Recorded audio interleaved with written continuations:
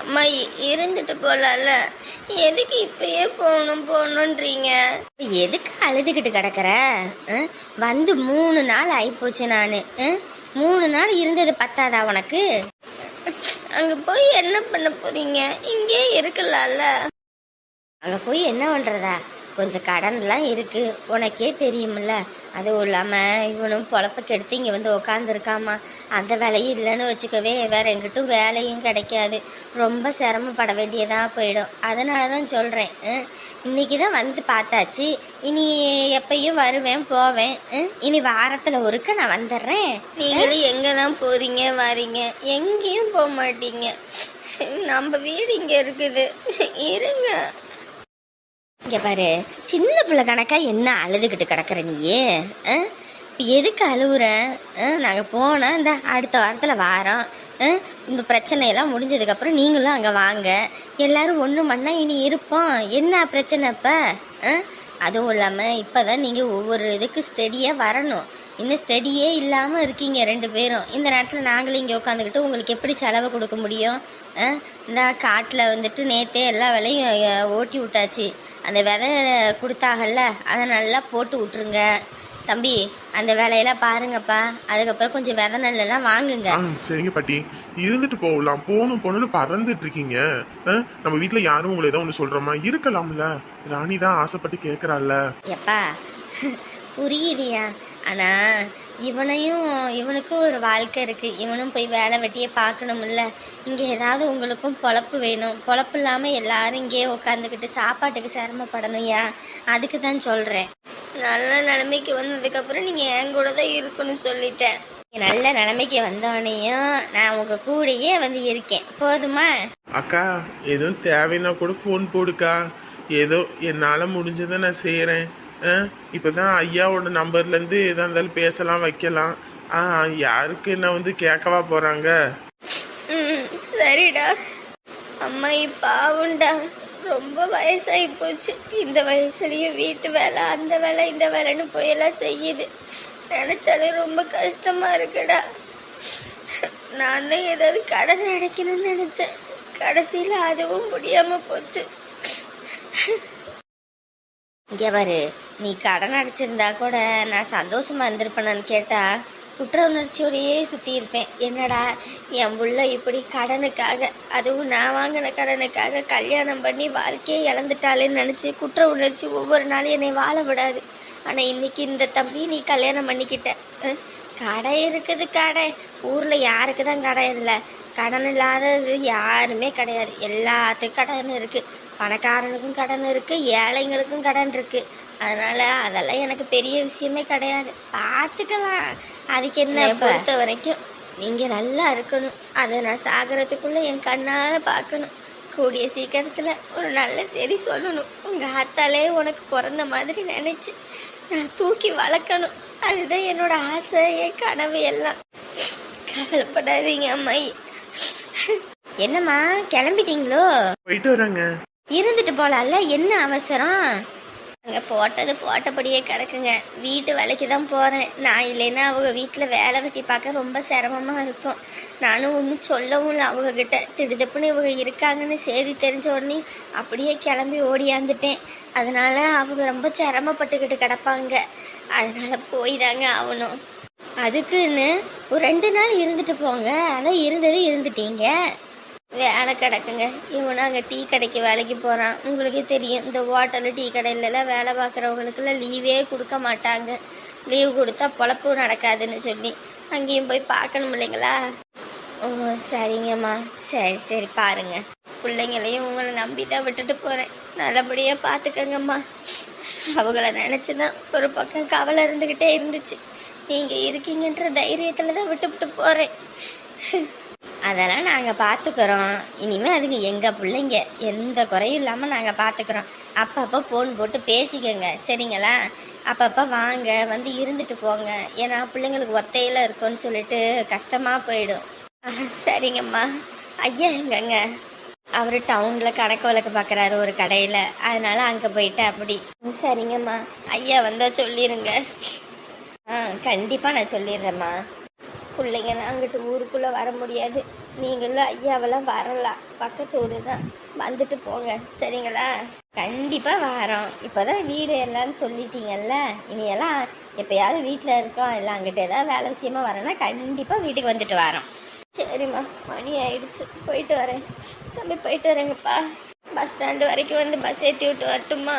வேணாம் வேணாம், அங்கே யார் கண்ணுலையாவது பட்டு அப்புறம் வீட்டுக்கு தெரிஞ்சிடுச்சுன்னா அங்கே பெரிய பிரச்சனையாக போயிடும். நீங்கள் 2 பேரும் இங்கிட்டே இருங்க, நாங்கள் வரோம். தம்பி பார்த்துக்கோங்கப்பா.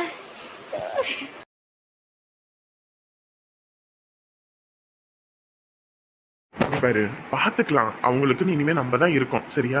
நம்ம நல்லபடியா பார்த்துக்கலாம். மா, இப்போ உங்களுக்கு பரவாயில்லம்மா, ஒன்றும் பிரச்சனை இல்லை. கொடுத்த டேப்லெட்டை கரெக்டாக போட்டுக்கோங்க. ஒரு 1 வீக் கழிச்சு மறுபடியும் முதுக ஸ்கேன் பண்ணிக்கோங்க. ஏதாவது ப்ராப்ளம் இருக்கா என்னன்னு பார்த்துக்கலாம். சரிங்க டாக்டர். 1 மாதத்துக்கு தேவையான டேப்லெட் எழுதி கொடுத்துருங்க டாக்டர். இல்லைம்மா, 1 வீக் கழிச்சு மறுபடியும் அந்த டேப்லெட் உங்களுக்கு எப்படி செட் ஆகிருக்கு, மேற்கொண்டு வந்துட்டு ஏதாவது வலி இருக்குதா என்னன்னு பார்க்கணும். அதனால 1 வீக் மட்டும் நான் கொடுக்குறேன். அதுக்கப்புறம் நீங்கள் வாங்க, மற்றபடி செக்அப் பண்ணிட்டு அதுக்கு ஏற்றாப்புல கொடுத்துக்கலாம். இப்போதைக்கு நம்ம இந்த ஆப்ரேஷனும் பண்ணலை, அதுக்கு இன்ஜெக்ஷன் மட்டும்தான் போட்டிருக்கோம். ஒன்றும் பிரச்சனை இல்லை, அந்த மருந்துலேயே அது சரியாயிடும். அப்படி மறுபடியும் முதுகு வந்து கொஞ்சம் நிமிர்ந்து நடக்க முடியல, வைக்க முடியல அப்படின்னும் போது அதுக்கு ஏற்றாப்புல நம்ம ட்ரீட்மெண்ட் கொடுக்கணும். இப்போதைக்கு நீங்கள் வந்துட்டு ரொம்ப குனிஞ்சு நிமிர்ந்தெல்லாம் வேலை பார்க்கக்கூடாது சரிங்களா? அப்படி எதுவும் பார்த்தீங்கன்னா முதுகு பிடிச்சிக்கும், அப்புறம் ஒன்றும் பண்ண முடியாது. அப்படியே நின்றுட்டு வேலை பார்க்குற மாதிரி இருந்தால் பாருங்க, இல்லையா ரெஸ்ட் எடுங்க. நீங்கள் அவங்க கூட தானமா இருக்கீங்க, நீங்கள் அவங்கள இருந்து பக்கத்துல இருந்து பார்த்துக்கோங்க சரிங்களா? பிள்ளைக்கு கல்யாணம் ஆயிடுச்சு, அவ இனிமே அவ புருஷன் வீட்டில் இருப்பா. இதுக்கே அவ விடலை, ஒரு நாள் ஏதோ விட்டுட்டு போறேன்னு சொல்லிட்டு அப்படியே இருக்கிறா. இல்லைம்மா, இந்த மாதிரி நேரத்தில் உங்களுக்கு கூட ஒரு ஒத்தாசை வேணும். ஐயா எப்பயும் உங்க கூடயே பக்கத்தில் இருக்க முடியாது, அவரும் வேலைக்கு எதுக்கும் போவார வைப்பாரு. நீங்கள் இருந்தீங்கன்னா அவங்களுக்கு கொஞ்சம் உதவியாக இருக்கும். கொஞ்சம் பார்த்து அவர்கிட்ட பேசிக்கோங்க. சரிங்க. அப்போ நாங்கள் போயிட்டு வரோங்க. சரிங்கய்யா. வீட்டுக்கு போய் ரொம்ப முதுகு வலி அப்படின்ற பட்சத்தில் கூட்டிட்டு வாங்க, அதுக்கேற்றாப்புல ட்ரீட்மெண்ட் பண்ணிக்கலாம். சரிங்க. என் மாதிரி அந்த ஆள் வேற வந்து சண்டை போடுவான். நீ என்ன அப்படியே வீட்டுக்கு உன்னை கூட்டிட்டு போய் விட்டுட்டு வந்துடவா? அந்த ஆள் என்னத்த வந்து என்னை சண்டை போட போகிறான்? இந்த மாதிரி நேரத்தில் எங்கே விட்டுட்டு போக முடியும்? அதான் டாக்டர் வேற சொன்னார்ல, வந்து கேட்டா அதை இதுன்னு சொல்லி ஏதாவது ஒன்று சமாளிச்சுக்கலாம். இல்லம்மா, ஏற்கனவே அவன் அடிக்கிற முரடன் கோவக்காரன். அவன்கிட்ட போய் நம்மளாம் மல்லு கட்ட முடியாது. அந்த அளவுக்கு நம்ம உடம்புல எல்லாம் திராணி கிடையாது. அதுக்கு தான் சொல்றேன். ஊரில் உள்ள தகப்பனுங்களெல்லாம் போய் பாருங்க, பிள்ளைங்களுக்கு ஒன்றுனா எப்படி வரிஞ்சு கட்டி சண்டைக்கு போகிறாங்கன்னு. நீங்களும் தான் இருக்கீங்க. உங்களெல்லாம் அப்பன்னு சொல்கிறதுக்கே கேவலமாக இருக்குது. தேவையா இது? வாயை முடிக்கிட்டு போய் வண்டியை எடுங்க போங்க. வீணா போன வேண்டி. அதான் டாக்டர் அவ்வளோ தூரம் சொல்கிறாரு, ஒரு வாரம் வச்சு பாருங்க வைங்கன்னு. பைத்தியக்கார மாதிரி பேசிக்கிட்டு இருக்கான். அவன் ஒரு ஆளுன்னு அவனுக்கு பயந்துக்கிட்டு. நீ வாடி. எப்படிம்மா அந்த ஆளோடலாம் நீ குடும்பம் நடத்தின? ஒரு பிள்ளைய போட்டு அடிக்கிறானா திருப்பிக்கிட்டு போட்டு அடிக்கணும், அவன் தான் மனுஷன். இந்த ஆளை அடிக்கிறாங்கன்னு சொல்லிட்டு இவன் அடி வாங்குற மாதிரி பயந்துட்டு கிடக்குறான். இவன் பயந்தவனா இருக்கிறதுனால தாண்டி நம்ம கிளம்பெல்லாம் ஓடுனுச்சு. அதுவும் இல்லாமல் அந்த பிள்ளைங்களுக்கு நான் அதுவும் கொடுக்க மாட்டேன், வைக்க மாட்டேன். உனக்கு தேவையான ஏதாவது சேஃப்டி பண்ணுறேன் வைக்கிறேன்னா இவன் இப்படி பேக்காக இருக்கிறதுனால தான் முடிஞ்சுது. இவன் கொஞ்சம் விவரமாக இருந்தானே வையி, நம்மளால ஒன்றும் முடியாது. என்னடா இது திடீர்னு இப்படி தலை சுத்துது? ரொம்ப தலை சுத்துதே. ஐயோ அப்பா, இப்படி தலை சுத்தாது. என்ன இது 3 நாளாக ஏதோ கொமட்டுற மாதிரியே கிடந்துச்சு. நானும் சரின்னு விட்டுட்டேன். தலை வேற இப்படி சுத்துது. எப்பா, இந்த அடுப்படி வேலை பார்க்கறதுக்குள்ள போதும் போதும் ஆகுது. நாங்கள் அடுப்படியில் கடந்துக்கிட்டு வெந்து புழுங்கி போய் கிடக்கிறேன். இதில் ஆட்டை ஓட்டிக்கிட்டு காடு கரையே அலையிறேன் திரியிறேன். வீட்டில் மகாராணி மாதிரி உட்கார வேண்டியது. ஒரு வீடு வாசல் கூட்டுறதுக்கு என்னென்ன பண்ணிக்கிட்டு இருக்கா பாரு. ஐயோ ஆண்டவனே, ஒன்றும் சொல்கிறதுக்குல்ல. ஒன்று சொன்னேன் அவன் நீ என் பொண்டாட்டியை குறை சொல்கிறேன்னு அவன் நம்மக்கிட்டே திருப்பிக்கிட்டு வாரான். என்னத்தை நம்ம சொல்கிறது? என்னமோ பண்ணி தொலையட்டும். அப்பாடி, தலை வேற சுத்துது. மாமியார் கறி பார்த்துட்டும் பார்க்காத மாதிரி போகிறா. இதுவே அம்மாவாக இருந்துச்சுன்னா உடனே என்ன ஆச்சுமா ஏதாச்சுமா ஆஸ்பத்திரி போவோமா வைப்போமான்னு அத்தனை கேட்டுக்கிட்டு வந்திருக்கும். இதுதான் பெத்தவளுக்கும் மற்றவளுக்கும் உள்ள வித்தியாசம். ஆயிருந்தான் மாமியார் இருக்காரி அம்மா புள்ள போல் பார்த்தாலும் மருமவளை அவள் மாமியார் தான், ஆத்தா தான். ஐயோ என்னடா இது. என்னாச்சு இவளுக்கு? விளக்கம் அது கீழே போட்டு இப்படி படுத்திருக்கிறா. ஏ அமுதா, ஆ வந்துட்டீங்களா? வர்றது இருக்கட்டும், என்ன இப்படி படுத்திருக்கிறவ? விளக்கம் பார்த்தா அப்படியே நடு வீட்டில் போட்டுக்கிட்டு. என்னன்னு தெரியல, கூட்டிகிட்டே இருந்தேன், திடீர்னு தலையெல்லாம் சுத்துற மாதிரியா இருக்கு. அதான் ஒரு மாதிரியா இருக்குன்ட்டு அப்படியே உக்காந்துட்டேன். தலை சுத்துற மாதிரி இருக்கா? ஏமா ஏமா என்ன? ஏமா, அமுதாவுக்கு தலை சுத்துதாமா? என்ன எதுன்னு பாரு. ஆமாம், உன் பொண்டாட்டி ஒரு வீட்டு வேலை பார்த்துடக்கூடாது. வேலை பார்த்தாலே போதும், தலை சுத்தம், வாந்தி வரும், மயக்கம் வரும், எல்லா இதுவும் வரும். இப்போ யாரும் உங்களை கேட்க சொன்னா? என்னம்மா இப்படி பேசிக்கிட்டு இருக்க? தலை சுத்துதுன்றா, என்ன எதுன்னு பாருமா. நான் என்ன டாக்டரா தலை சுத்தினோனையும் எல்லாம் பார்க்கறதுக்கு வைக்கிறதுக்கு? ஷப்பா, இந்த வீட்டுல மட்டும் என்ன நேரத்துல யாரு எப்படி மாறுறாங்கன்னு தெரிய மாட்டேங்கிறா சாமி. சி, எலுமிச்சம்பழம் ஜூஸ் போட்டு குடிச்சா கொஞ்சம் கிறுகிறுப்பு போமா. இரு, நான் போயிட்டு ஜூஸ் போட்டு எடுத்துட்டு வரவா? அதெல்லாம் ஒன்றும் வேணாம், போய் எங்கள் அம்மாவை பார்க்கணும். என்னை எங்கள் அம்மா வீட்டுக்கு கூட்டிகிட்டு போங்க.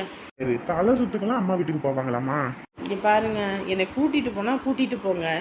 ஷப்பா, இவளும் விட்டு கொடுத்து போக மாட்டா, அதுவும் விட்டு கொடுத்து போகாது. இவங்க 2 பேத்துக்கும் நான் தான் விட்டு கொடுத்து போகணும் போல இருக்கு. சரி கிளம்பு, போவோம். எம்மாடி, பாசிப்பருப்பு இல்லைம்மா? பாசிப்பருப்பும் இல்லையா?